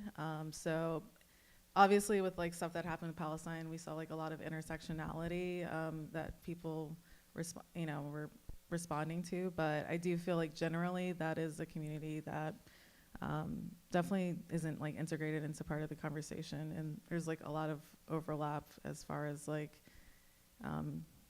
ethnically between those communities. So part of me kind of bristles a little bit, like Black Asian solidarity obviously leaves out everyone else, and the part of me that bristles is that, like, why do we have to pick two? And there's been so many efforts to divide Black and Asian people particularly. I don't know who was alive for Rodney King, in the LA riots, or you read about it, and there've been so many instances throughout this, and Rohan, I'm serious, this timeline needs really to be shared, because I wasn't taught any of this in the schools I went to. Each of us has to learn our own history in this country on our own, and that's another system that is not serving us and has been built not to serve us. So I think that care and special attention does need to be paid to Black people and Asian people working together because of the long history and attempts to divide these two communities in particular. I met Rohan maybe one of the first times. It was pretty soon after, during COVID. We were still not supposed to be within 6 feet of one another. You were facilitating a moment on stage. Anti-Asian hate had sort of peaked, or was peaking in New York. I got shoulder shoved at our Trader Joe's. A Giving Circle sister was spat on and shoved to the ground. There were things happening in our community, and we didn't really know where to go. And I met Rohan on stage, and we had a little, I don't even know if you remember this, but we had a little conversation afterward, and it occurred to us that in a certain guise, like what we wear that day, or how we wear our hair, in a certain guise, in a certain place, Rohan offered to help me go to the store or go to the subway in a certain guise. And then it occurred to me, in another place or time or another outfit or another situation, I could help you, And I got to help build the Donors of Color Network. This was a really amazing project about 10 years ago, and it's the first ever national network of wealthy people of color in America. And to do that project, I have interviewed 150 wealthy people of color across this country. And as you might imagine, the stories are amazing. The premise of that build is that today you might be under attack, but tomorrow it might be you. And the next day it might be you. And the next day it will be you or me or you. So we have to practice in real time, standing side by side when it's called for, me getting in front of you when it's called for, and me getting to sort of get a little bit of protection from you when it's called for. It's a really hard thing to practice, but the only way to do it is with real life people who it can't just be theoretical. And we're seeing tragically, the need for that play out recently in Minneapolis, and it could be here tomorrow. Did you guys see the sorry, should I shut up? One more idea. Jelani Cobb was interviewed, the dean of the journalism school at Columbia and also a journalist, was on a podcast about a month ago, and Jelani Cobb said that the fundamental unit of democracy is neighbor. And Jelani Cobb was teaching his students about the slave patrols of the 1850s that made it illegal for anyone to help an escaped enslaved person who had gotten out of enslavement. It was illegal for anyone in the then United States to help that person stay free. And Jelani makes the direct parallel to Minneapolis and ICE agents. Same laws, same suppression of freedoms, same elimination of due process. And the thing that happened, he told a story of 2,000 people in Boston during the Slave Patrol Act time, so the mid-1800s. 2,000 people in Boston came out to protect a black man who had escaped from slavery and prevent that man from being taken back to God knows what fate, to God knows what circumstance. 2,000 people. And Jelani says, if you interviewed those 2,000 people, they would have a wide variety of views on slavery. They were not necessarily abolitionists. Some of them were probably like my neighbors in Kansas City who were, Go Chiefs and Ronald Reagan. But the thing that they objected to was their neighbor being taken away from their neighborhood with no due process, no anything. It was the neighbor that brought people out in support of one another. And same thing in Minneapolis. If you polled the thousands of people who came out in Minneapolis to take friends, neighbors, kids to school or do groceries or do errands for people, there would be a wide variety of views on immigration amongst those people who came out to help their neighbors. But the thing that will unite them to oppose ICE is that they're neighbors. You will not take my neighbor to this uncertain fate. So I just think it's a beautiful idea, and I want to go deeper there. And what does it mean to be a neighbor in this moment? What does it mean to be a citizen in this moment? How can both of those concepts help us build more belonging across difference and across the differences that are even bigger than Asian and Black? I'll just add on. I think generally within any type of movement that are like focused on racial identities, like disabled people are always kind of, left out of any type of movement. So I think just like, a lot of their activism is like separated, even though there's Black disabled people, there's Asian disabled people. So I think like, also making sure that they're kind of not, their struggles are like not usually like kind of expressed or like they're not advocated for, like when we're talking about like these types of issues that the communities are facing a lot of the time. So hidden. Yeah. The disability community is almost the most hidden, I feel like. Yeah. It's one of the things that stuck out to me watching some of the videos of community coming together was the use of the whistles, and how as someone who's ADHD, if people around me suddenly converged and started using whistles, I would freeze, which would put me in more danger. And so just watching that, I'm like, it's so beautiful, communities coming together. And then I'm like, if that happened to me, like I would easily be snatched, because I would literally just like freeze up from being overstimulated in the moment and not knowing what to do. So yeah, it's an interesting it's an interesting dance. It's an interesting balance to have, but definitely I wish that there was more conversation around the conclusion for disabled people within these conversations as well. Is this a segue? It's not really, because the question's not gonna be. No. But one of my favorite quotes in your book was, if you put a bunch of jerks together in a room, they don't magically become better humans just because they're in a group. And then you go on to say that reifying things like paternalism and top-down power dynamics cannot be the goal. Love that. It sparked so much in me, but it made me think about how it's so important to do the internal work on yourself And we talk a lot about like internalized racism, internalized homophobia, et cetera, et cetera. So I'm wondering, this is maybe a deeper question, what are some internalized beliefs about Asian people, about Black people, about both, that you are actively challenging within yourself and within the spaces that you're in? I'll go first for that one. I mean, this is a simple one. Like, how many, if you were born a girl, did you receive messages either overtly or covertly that it is impolite to talk about sex, money, and politics? Yes.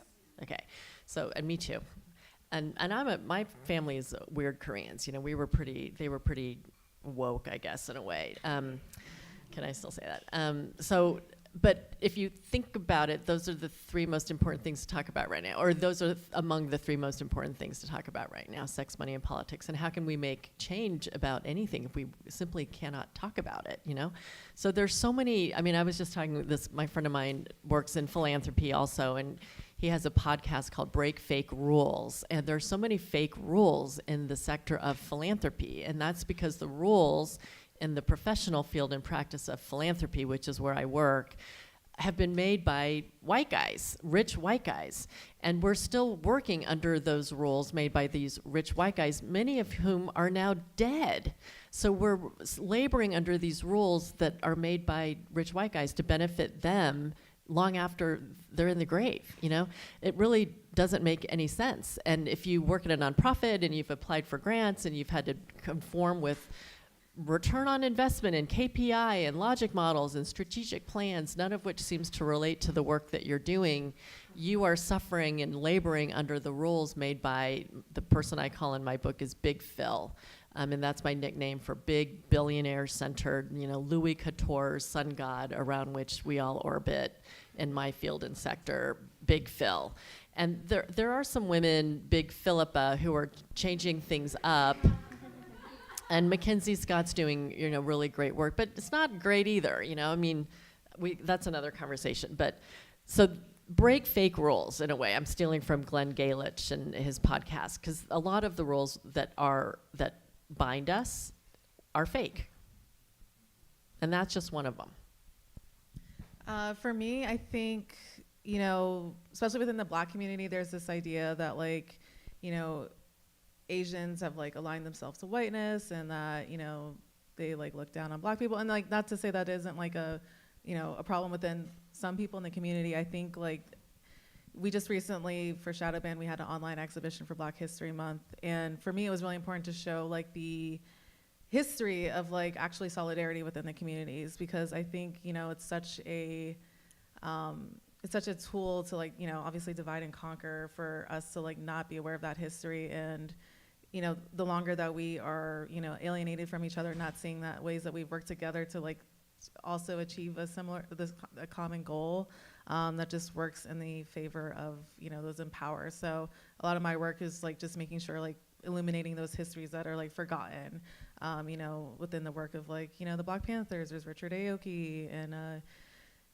yeah, and also even before that, like, you know, within the Mississippi Delta, like, and also why those communities ended up kind of being at each other, kind of alienated from each other. And it's not just a matter of like choice, it's like systemic powers at play. And the more that we're conscious of that, the more we can like fight against that. So that's what really is like informing my work in regards to Black and Asian like stereotypes, or yeah.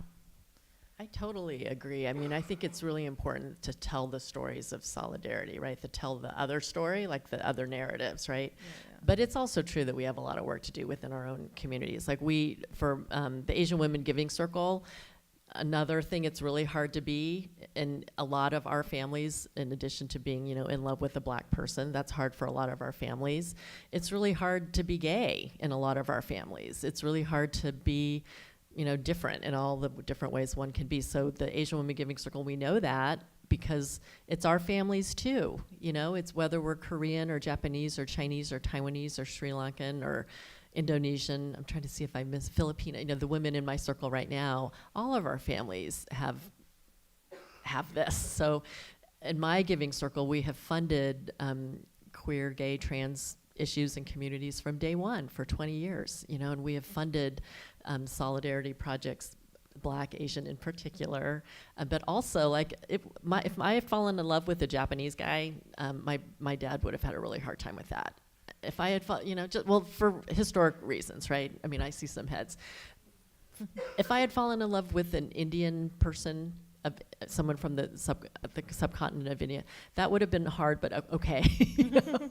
Like there's various degrees of hardness that all of our families have. So I think we can start with our own selves. And in my book, the progression, and I think also with organizing and also with storytelling in my book, is moving from me to we to big we. And the big we is the title of my book. And me are, you know, on whose shoulders do I stand to do this work? What are my most cherished values? How do I want to move my power in the world to build on my most cherished values? What's the world that I want to see, right? And Big Phil, the rich, white, dead white guy, stops at me. You know, they stop at what is my vision, what's important to me. But in donor organizing, which is what I do for work and also in my book, then we have to move to the we. What are the groups that we're part of? What are the groups that we can hopefully partner with and influence and change? And then the big we are the big systems that swim under and around all of us in order to do the work that we do. And there's political systems, racial systems, capital systems, taxation, et cetera. And then speaking about money, I mean, philanthropy is like this much money compared to capital markets, investment money. Our stock market is 1,000 times the philanthropic markets. And then, of course, the other behemoth when we're talking about money in America is taxation. And yes, let's talk about what Thoreau did during the Spanish Civil War and how not paying taxes was Thoreau's act of civil disobedience at that time. What does that look like in our time?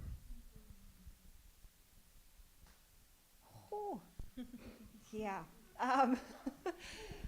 Sorry, I'm like in the conversation and I'm like, get back to your note cards. What are you doing? Part of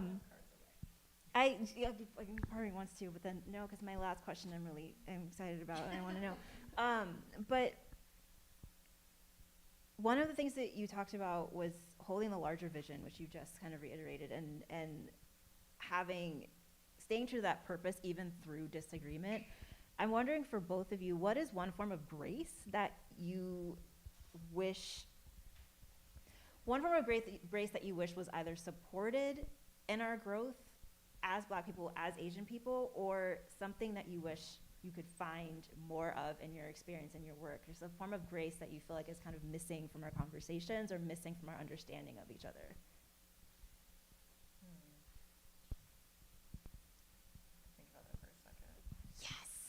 I gotta have one that makes you think. Yeah, I mean,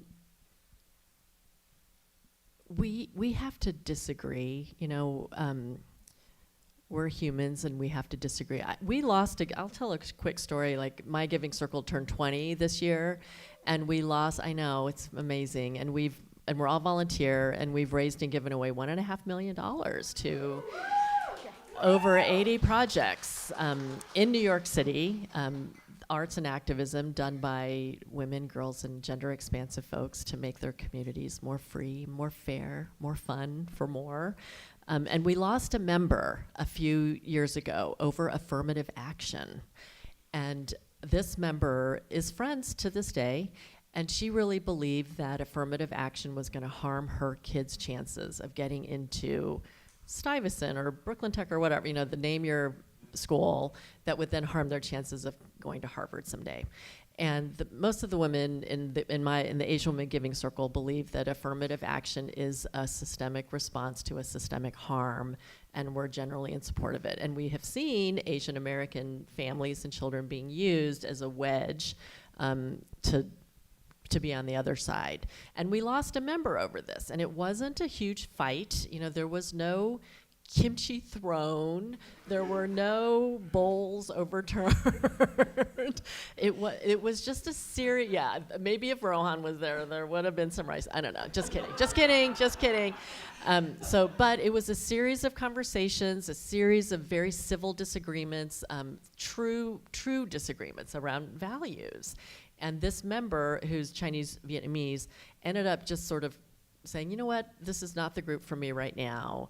I'm going to go find somewhere else. And it was a peaceful parting. And I actually think this person donates once in a while, like still sort of stays in touch. To me, that's an example of a group that can stay whole. You know, we lost a member over a pretty severe disagreement about an important thing. I've lost some Jewish friends over October 7th and the invasion, that horrible thing that happened and is still happening. But I also have kept a lot of my Jewish friends because we can agree about a lot of things around that issue and lots of other issues. So I think it's really important that we give each other the grace of disagreeing. I love humor. Someone in here was talking about the comedy festival. I think humor is a really good way to bridge divides. Have you guys read, sorry, my brain is like, I'm having a menopause moment. I just finished the Loneliness of Sonia and Sunny by Karen Desai. I just finished it on my flight. I was on a red eye last night too. I finished it on the flight. And it's about loneliness and mothers and jewelry that's hidden in secret places. There's a lot of really charming things that I related to as a Korean American person. But at the end, the thing that the balm for loneliness is love. And if we can try to remember the balms like love and humor and disagreeing without being mortal enemies and disagreeing about one thing, but we can agree about 99 others, and let's do those 99 others. That's the grace that I want to give to myself and my kids and all of us in this room who are fighting fights where we need to be, arm in arm with one another. Yeah, and continuing on, so like I share a similar like sentiment. Like, not everyone's gonna be in the same ideological place we are. There might be people coming in who, aren't like as, informed about like certain types of topics, like political history or, people marginalized people experiences, but to not necessarily like be quick to, throw inflammatory language at them. Like, I was in a group where, we were all in community with each other, and we, obviously there's like a lot of trust that needs to be had and like when we're working together, and that's like the most important part. But, especially since we, these people were friends, someone, maybe their actions were sexist in a way, and they didn't mean to be, right? So, but they were called out on it, and the person's like using all this inflammatory language at them, like these definitives, like you're sexist, you're racist, like, and knowing that this person is like actively trying to like, they were a male and, but they were working among women, they're trying to, obviously do the right thing, but they made a misstep, and to just like kind of throw these like very definitive terms at people. It's gonna make people obviously like feel very attacked when they're like, I'm trying to like actually, like I don't look at myself this way. Why are you calling me this? So I think we have to be really like, especially if we're in community with each other, give each other grace. Like if we are acting in a way that is not necessarily, that's causing harm, like call it out, but you don't need to like be necessarily like using such like inflammatory statements at people. Like call them in instead of calling them out. I think in that sense, like we need to like really work on that practice of giving each other grace with each other. I had a thought, but then I was like, yes. So much of that. Double, triple, quadruple for social media because some of the ways I see people like go at each other on social media, and it's like, aren't y'all friends? Don't you want to like go offline and have this conversation? I don't think I need to be part of this. Like, whoa. So, yeah, and giving people the time and space sometimes to step away from a thing and process it and come back to you with changed behavior instead of expecting it in the moment, because not everyone, again, ADHD, not everyone processes immediately as things are happening to them. So, yeah. Wow, yes. Okay. I have a two-parter. It's like my last section, but it's a two-part question. This goes back to that quote from the beginning. You said the last part of it. I'll say it again.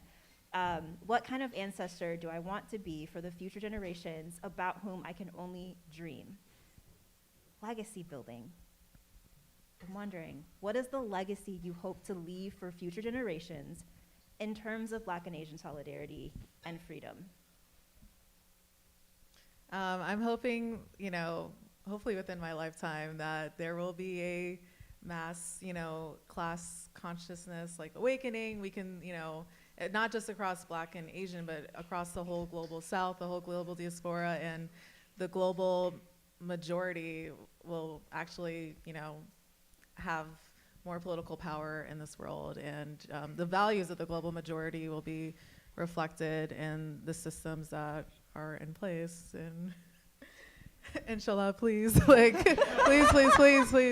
Yeah, that's, and I hope, to play some part in that, whether it's through just making sure that the perspectives that are currently being pushed out of those values in the mainstream media right now, especially, the consolidation of media that is getting totally out of control right now, and just it's terrifying, especially with the Warner Brothers, the Ellison family. Yeah, so if I can just play a part in just making sure that people's voices are heard, and also archiving those voices, which is why we are a print publication as well as an online publication, because it's also terrifying to see the way that these oligarchs who control these social media platforms are actively erasing history. You've seen entire accounts from journalists who are documenting the genocide in Gaza. That whole archive has just been erased immediately. So it's so dangerous to just be having these conversations online, and also playing a part in archiving, and hopefully in the future, I have a dream of one day doing a time capsule of all the publications, and whatever happens, someone will find it and get to, hopefully, whatever happens, hopefully there won't be some climate catastrophe and they won't find it randomly. But I don't know. This is where my brain goes. But either they'll find it that way, maybe it'll be in an archive somewhere. Who knows? But just knowing that people will be able to look at it and have a true understanding of what was happening at this time is, what I hope to leave behind. Thank you for that. I mean, stories, right? Narrative press, it's really crazy what's happening. So happiness, dignity, freedom, ability to pursue one's dreams. I interviewed Reverend Starsky, who runs the Children's Defense Fund, for another project. And he's amazing. It's the Marian Wright Edelman's organization. It's a really important civil rights organization. And we were talking about freedom, and he asked us in the crowd, close your eyes, and in your head, picture a little girl dancing. He was picturing his little girl when she was 6. She's Black, he's Black, his partner's Black, in a silly little tutu. Ridiculous outfit, striped leg warmer. He sent me a picture later. Striped leg warmers, red or pink tutu, I forget. Just twirling and dancing and being a little girl. And if we can hold that vision for little girls around the world who actually bear the brunt of so much of the hate and misogyny and injustice around the world, that's what Reverend Starsky said is his image of freedom. And I love it because it captures kind of everything in one picture in your head. So I'm picturing my daughter, and I don't know if you have a daughter, your daughter, and your guys' daughter, in your head, in our heads. That's what I want to leave you with. I have all the kids that I teach who are my kids, they don't know it, but I have one final question for you as we think about, thinking about you being an ancestor, but also, and thinking about the traditions that we have that have been watered down or completely removed. And you talk about so many different traditions that are similar to the Giving Circle in your book. I'm wondering, because another thing that I think about is some form of an ancestral altar. So I would love to hear, as my final question, what is one thing, one gift, one offering you would want to be left at your ancestral altar? You mean when I'm dead? when you've passed on to the ancestral worlds. Yes, Excuse me, Lay, okay. when you're reaching back to the next generation and saying, leave me this on my altar, to let me know that you're still going, to let me know that you can hear me, that you can feel me, that the work has been there, that the legacy is felt. What would you like for them to leave you? You're very much alive. I don't want anything about dying. Don't. Would it be lame to say like a copy of like one of my publications? Like, I was hoping you would say that. Like, yeah, I think that would be really rad. Just to show that, like, you know, it's still like resonating with people, and people like appreciate the contribution that, you know, I made. That'd be touching. I love that, Yeah. and that is going to live beyond you, right? Yeah. Hopefully, the yeah. words that you have brought into the world. I'm thinking of clementines, because I love clementines, and I actually love what you said. They're really sweet, but it's going to hurt the owie. The juice will also sting you. I love that. And clementines often show up on altars of Korean people when they're thinking about their loved ones who have moved on.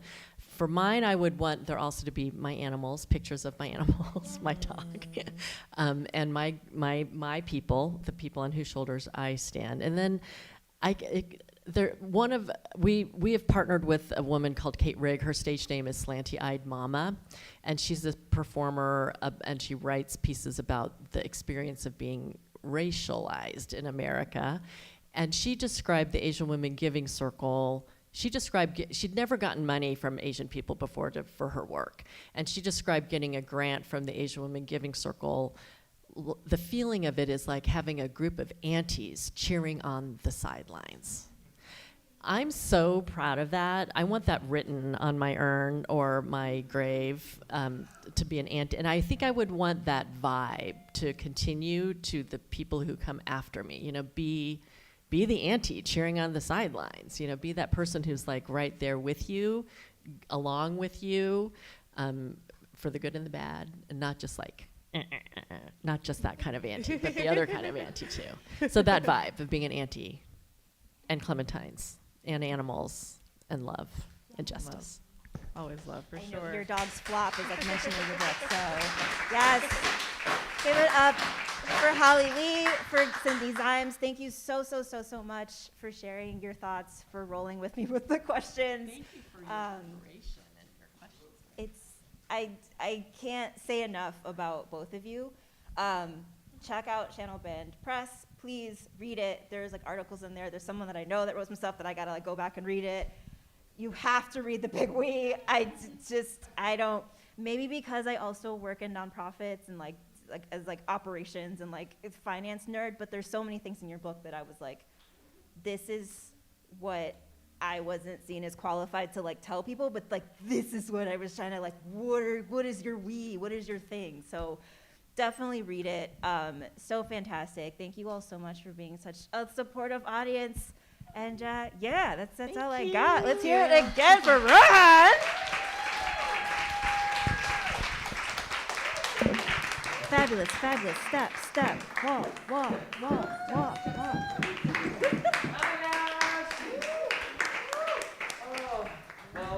everyone, thank you so much for coming out. This concludes the 2026 Blasian March Book Fair.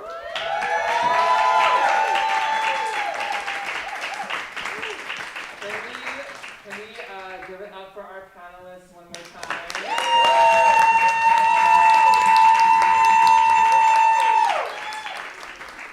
To our performers who were earlier.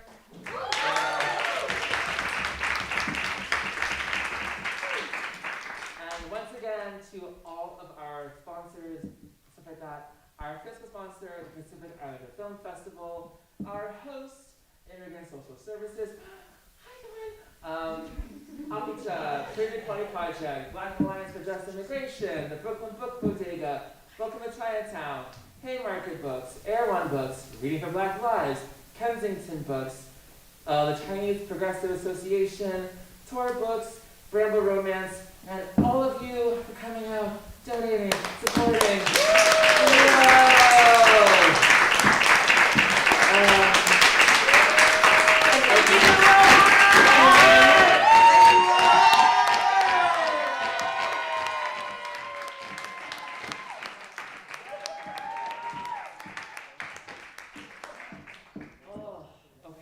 know we're a little overtime.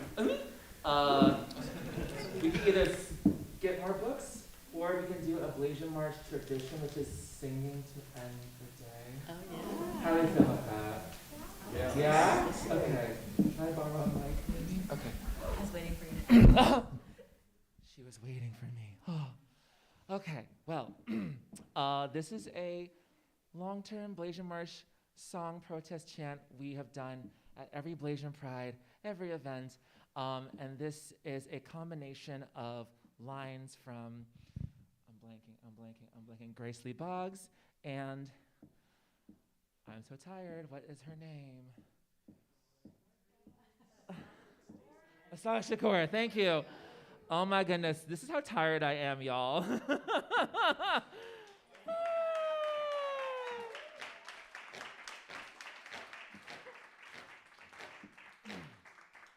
Okay, so just repeat after me. Woo. It is our duty to fight for our freedom.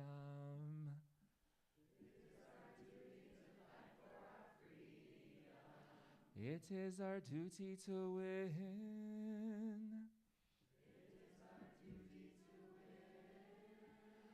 We must love and support each other.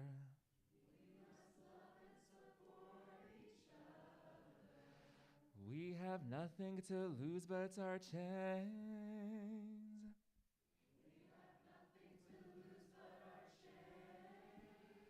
We have nothing to lose but our chains.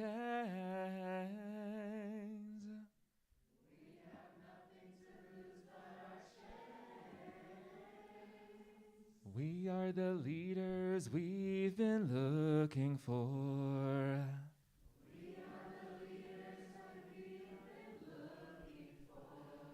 We have nothing to lose but our chains.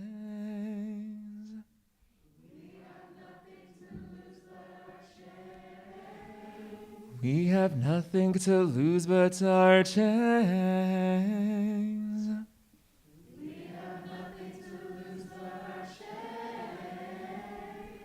Thank you.